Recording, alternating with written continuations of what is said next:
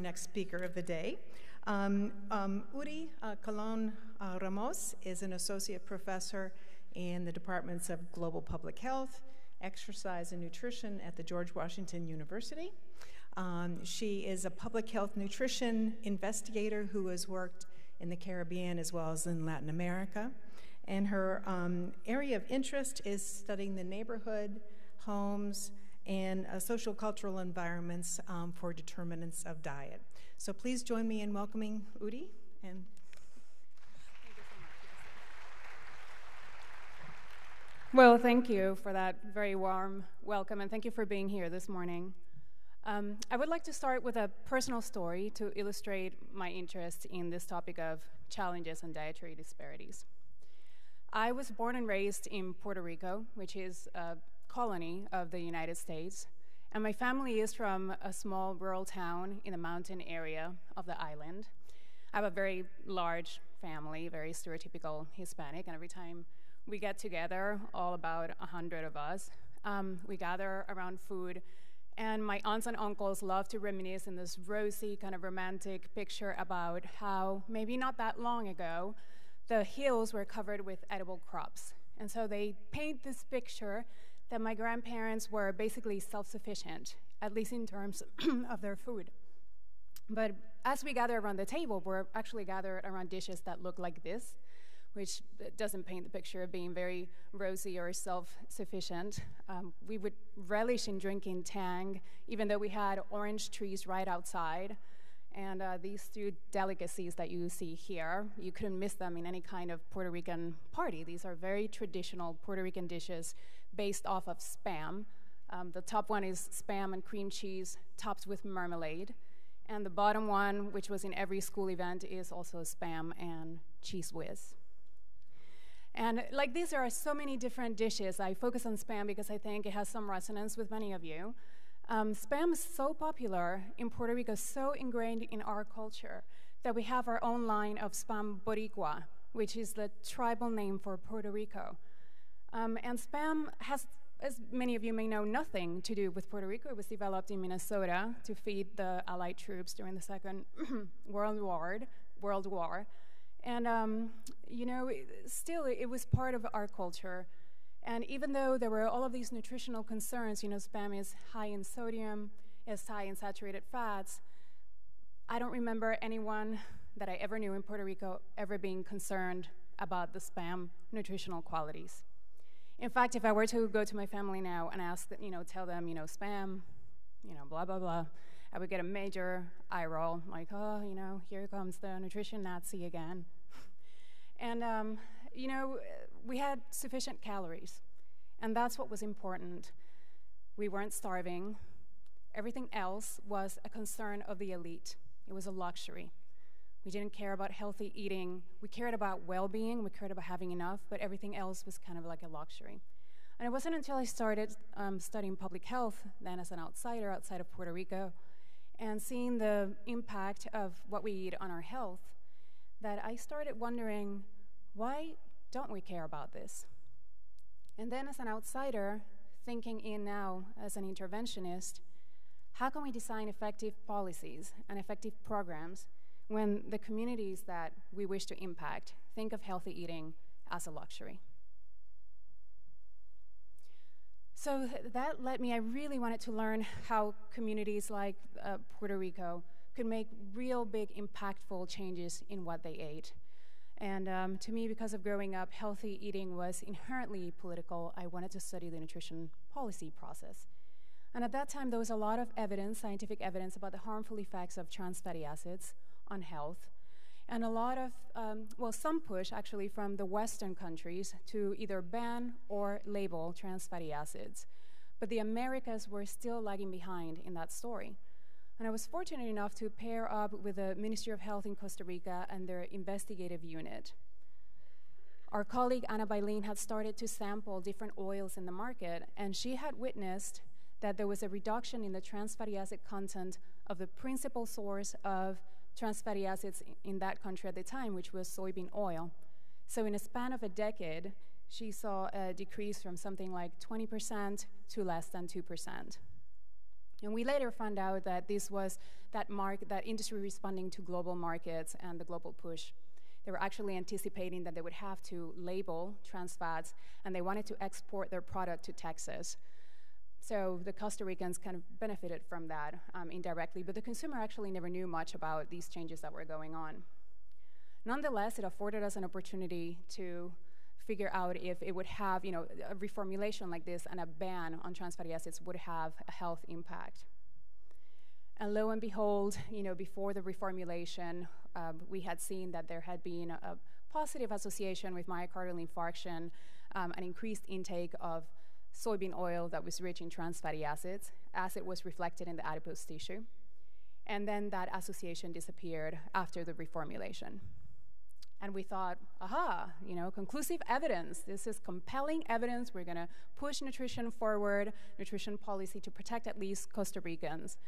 And of course, the policy process wasn't that straightforward. I think we were naive enough to think that it might be, or maybe not naive enough that then we set out to study the whole policy process, not just in Costa Rica, but in Latin America and other Caribbean countries, looking at voluntary reduction and other types of actions. And there were three key things that I want to identify today, three key challenges to this kind of like big, impactful dietary change. The first one was lack of substitute at that time. So what could be a good substitute for trans fat that wouldn't change the price and the taste? The second one was understanding the community context, or the context in which trans fats were being consumed. So in Costa Rica, we knew that it was mostly from soybean oils, and these were mostly higher income groups that were consuming these oils. In Argentina, it was a different context. It was mostly found in chocolate-covered cookies, for example. And lastly, there was a concern that there was low consumer and community engagement to really push forward a policy for nutrition. In the case of trans fatty acids, eventually it ended up, with a happy story, because the governments and industry and coalitions in different contexts, I think it worked differently in every country, tackled challenges 1 and 2, and they were able to pass nutrition policy without really asking for behavior change of consumers. But I hypothesize that these are three key challenges that also apply to dietary disparities, no matter in which context and in which type of food problem. And let me tell you how, by illustrating with our recent work on added sugars. Similarly, we have the scientific evidence there about the harmful effects of added sugars on health, and yet we see persistently high consumption of added sugars in the form especially of sugary drinks among underserved communities in high-income countries and also in Latin America and the Caribbean. And this is a problem that baffles many of us. It's a problem that involves society, culture, politics, and economics. We have been working specifically with a largely Central American immigrant community in the outskirts of Washington, D.C. And we also have a project in Guatemala, and both of these projects are understanding how to make changes in different environments. So we're working in schools, in restaurants, in early Head Start. And we're using participatory methods to think about the strategies in which we can engage communities to push for some of these structural changes. And we have identified, similarly, those three challenges that we talked about earlier. So the first one is lack of substitute. From a nutrition perspective, the ideal substitute would be water. From our community partners' perspective, bottled water is not an option because they're highly concerned about the environmental consequences of bottled water. And from the community perspective, they feel that they have no access to clean water. So you have to also have a deep understanding of that context in which that substitute would be consumed, but also in which the added sugars are currently being consumed, to think about what would be the appropriate strategy. And it gets even more complicated when we think that there's a social added value to sugary drinks. We know that mothers think about sugary drinks as an added social status, something that they couldn't get in their home country, and now they have access to. In some other communities, we know that sodas also have an added healing property as well. And that takes me to this aspect of community and consumer engagement. especially if we're thinking about structural changes and moving with that policy movement in mind, we have very low priority in terms of healthy eating in these communities. As parents have said it to us, right? It's not that I understand that juice is more nutritious than water necessarily. It's just that, you know, I have to pay rent, I have to pay the electricity, I have to be worried about my family being divided because of immigration laws, etc. And so it presents a real challenge to move forward, not just from the top down in terms of structural changes, but also from the bottom up. In our work using participatory methods, we have identified that by engaging with the community members and identifying then what are their priorities, if it's child well-being, around poverty, around the issue of water security, and then reframing the question of nutrition around those priorities seem to be more effective than coming in, even still with a community participatory process, and making structural changes without necessarily reframing the healthy eating around them. And more interesting to me is the question about, once we identify the individual behaviors, effective programs that can affect the individual behaviors, can we then harness those programs to increase the demand in healthy eating among participants, but also among our community members? So in other words, can we shift that paradigm in how healthy eating is perceived in communities? And I think once we make that change, it will increase the impact of our work in communities, especially disenfranchised ones, and it will increase the influence, the sphere of influence of our nutrition work. I want to finish with one last example that's very personal also to me, and it's in emergency settings. In 2017, my country was completely destroyed by a hurricane, Hurricane Maria, that devastated actually all of the Caribbean. And we estimated about 3,000 people died in the last hurricane in Puerto Rico alone. The entire power grid was destroyed. The potable water system was completely decimated. The ports were destroyed. The airports also closed for many months, so there was no way of coming in and out. Communication systems were down. In terms of food, you know, food couldn't be transported. Roads had been washed away. Gas had been limited. People, even if they wanted to purchase foods, couldn't access their cash. They couldn't use their credit cards, couldn't use the EBT cards. And these had repercussions that lasted for many months. I remember being on the phone with my family right through the hurricane, up until when they lost communication, as they were telling me that they were huddled in a small room, that there was water coming in, and then I didn't hear back from them for another maybe a week, with some of them for almost 2 weeks, and not knowing if they had enough food or water to last them for more than 2 weeks, which is when they were waiting for replacements or assistance. And when the food finally arrived, it arrived about a month and a half after the hurricane, it looked like this. This is a picture of the box, the first and only box that my family received, supposedly from the federal government. It came with a copy of the American flag, and it said, you know, from the American people. And it was in congruence or in agreement with what other people had been reporting in social media that they had been receiving, lots of candies and chips. And I want to remind you that this was the response from the federal government. It wasn't the response from the local government that was also working right alongside. So this was supposedly convened at the federal level in the US mainland through multi-million-dollar contracts and shipped expressly to Puerto Rico as the emergency response.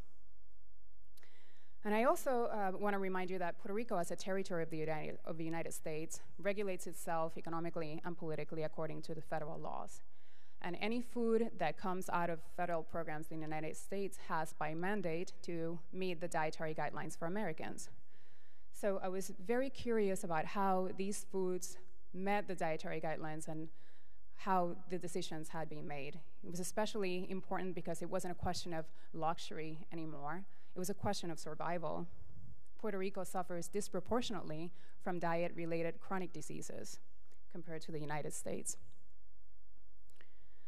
So I set out to go to Puerto Rico as soon as I could, which was about a month and a half after the hurricane when the airports finally opened, and quickly gathered a team of community members to help me collect this data. I trained them to go to the ports and follow the federal foods as they arrived from the ports into a federal distribution center in the urban site, and then as they were distributed into a rural distribution center. At that point, they were able to open the boxes and take pictures of the nutrition facts labels of all the foods. And we did this for a period of 10 days. So what we found is that not all foods look like what my family had received, luckily, but almost 50% of them did have high content of added sugars, sodium, and saturated fats. Almost 10% of the foods were junk food, so basically candy bars, chips that had a main first ingredient as chocolate, sugar, saturated fats, or sodium. And even after excluding those foods and asking registered dietitians to create meals with the most healthful foods, there's no way that you could combine these foods without exceeding the upper limit recommendations in a day for those nutrients that I talked about. So who was making these decisions and how were these decisions being made? I was interested in finding out more about that, and I looked into the emergency feeding manuals in the United States and realized that there's very vague guidelines in how the contractors can meet the US dietary guidelines for Americans. And when we have such vague, and I think I'm being generous when I say vague, I think there were no guidelines in how to meet the nutritional qualities. And when we're vague about that, we're also reinforcing that message that healthy eating is a luxury, that it's really not important. And we're doing so from a top-down approach. When I discussed these findings with the stakeholders that were involved in the decision-making, so I'm talking about the Federal Emergency Management Agency of the United States, the US Department of Agriculture, the American Red Cross, and other NGOs that were involved in this particular response, it was evident to me that they wanted to improve the nutritional quality of the foods, and there were just no guidelines on how to do it. And the major three challenges to doing that were, curiously enough, the same ones that we have been talking about. So again, thinking about what can we substitute shelf-stable foods for that would still be in compliance with the dietary guidelines for Americans. How do we understand that Puerto Ricans are going to eat this? Isn't the Puerto Rican diet already really bad? If we give them broccoli, are they going to eat it, or are they going to throw it away? There was a lot of talk about whether they should give chocolates more as a comfort food or to make people happy, that it didn't really, they weren't really giving it out to, as a food or as a nutrient. So I think that also implies that there's a lack of deep understanding of that context. And I understand that this is an emergency context, and I'm not naive enough to offer that they should do some formative work before going, but this isn't the first emergency, and typically what happens is that the federal government goes and they work with local stakeholders to understand what would be acceptable or not. But finally, it all kind of comes down to that consumer engagement and whether we can rally people around asking for healthful foods. And in this case, I feel that the people of Puerto Rico and elsewhere were really divided about the importance of healthy eating and nutritional quality even in emergency settings. And that all goes back to that feeling of healthy eating being a luxury just in the general area of nutrition and foods. So to illustrate, when these findings were first published, the media picked up on them, and I followed the major newspaper in Puerto Rico. This is like the New York Times of Puerto Rico. It's the largest Spanish-speaking newspaper in all of the United States.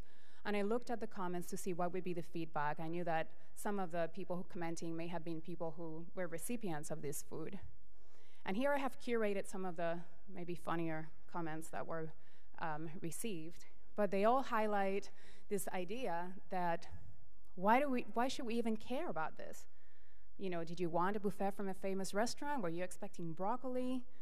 This is my favorite one, another useless study. Ouch, nobody wants to hear that, right? But there was enough food. Why do you care about that? Don't be ungrateful. You could have died of hunger in another country, and stop complaining. And finally, from an actual recipient, the truth is, yes, we received a lot of junk food, but at least we have something. We had sufficient calories. And so can we afford to continue to have communities, I especially see this in disenfranchised and more vulnerable communities to diet-related chronic diseases, think about healthy eating as a luxury and not as a foundation to their survival. In every crisis, there's also opportunity, and I know that Hurricane Maria ended up with strengthening a budding movement to rescue food sovereignty and food resilience in Puerto Rico. And I think that presents a great opportunity to also reframe healthy eating and nutrition around those new priorities. But I want to finish with one final reflection, which is, what is our role as nutritionists and as public health scientists and practitioners? If it's to impact public health for all of the communities and not just the privileged ones, then how are we going to go about it? I know that one solution that we're trying to do now is really connecting with communities to identify what are their priorities and reframing nutrition around those priorities and not the other way around. And that way I feel is the only way that we can communicate that nutrition and healthy eating is actually key to their survival and not a luxury. Thank you very much.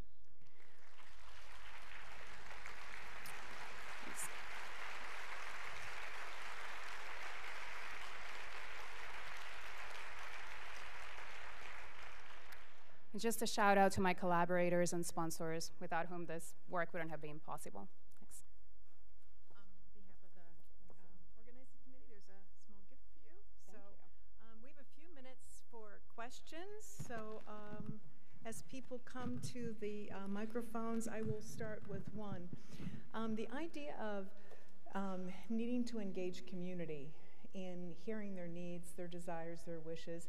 How do you see the work of citizen scientists in moving that forward? Thanks, Leslie. I think citizen science is right in the grain of community engagement. I think before we get to citizen science, though, we need to start even with the grain of why is this even important. I think there's still, even if you unpack it, there's still even a gap to get to citizen science. And I see that working with community organizers, very good friends with community organizers who have worked in privileged communities, to really do bottom-up approaches to ask for structural changes in counties, and they have been successful, especially around added sugars. And when I ask them, can you do this in other disenfranchised communities? Hey, no, I can't, no way, no. They're working on affordable housing, I wouldn't work on that, that's a luxury thing. I think then, you know, yes, it would be ideal to even start with that, but I almost see that we still need to even unpack how to create citizen science around disenfranchised, yeah. Do we have a question? Oh, here comes a question.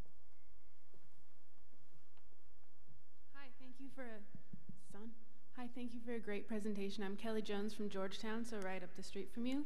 I'm curious when you said that you don't expect FEMA to have done, formative studies. Why not? Why are disaster management agencies not putting that kind of work into their planning? Well, FEMA is, they spend most of their time in preparedness, but they don't know where the next disaster is going to come. And so the argument is that every context would be different, and it's really not their job to know the ins and outs of every context. I think their job would be to work on the preparedness side, to have guidelines that are clear enough that can work generally on every context, and then work with the local counterparts to see how they can meet those guidelines within that context. Otherwise, in disaster work, it would be impossible. I almost feel like that's our job, to figure out, as local, perhaps stakeholders or researchers or part of that community, what would be acceptable or not.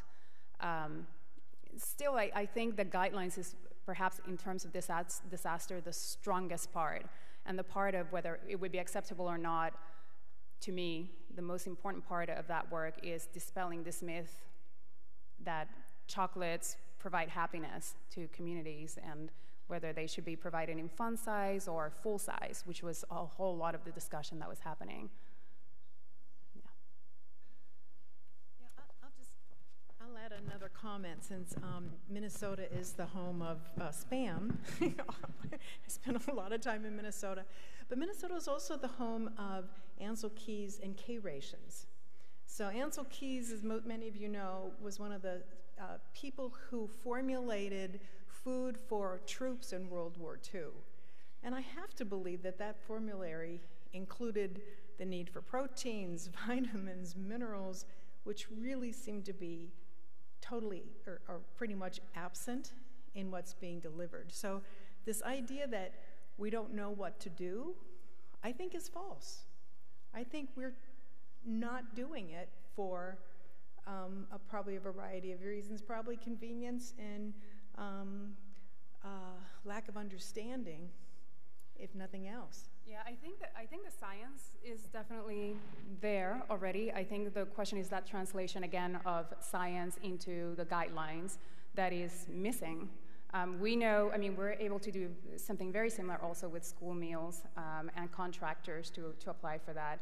We even showed in our work that while 50% of the foods did exceed these nutrients, that means the rest of the food, which is another 50%, didn't. So that means that it is possible to provide shelf-stable foods that would be lower than the 20% in all of those categories. They had a question about whether that would affect the price of it. I wouldn't think why, since it was already provided, but again, things that we could perhaps contribute as scientists to the discussion as well. Yeah.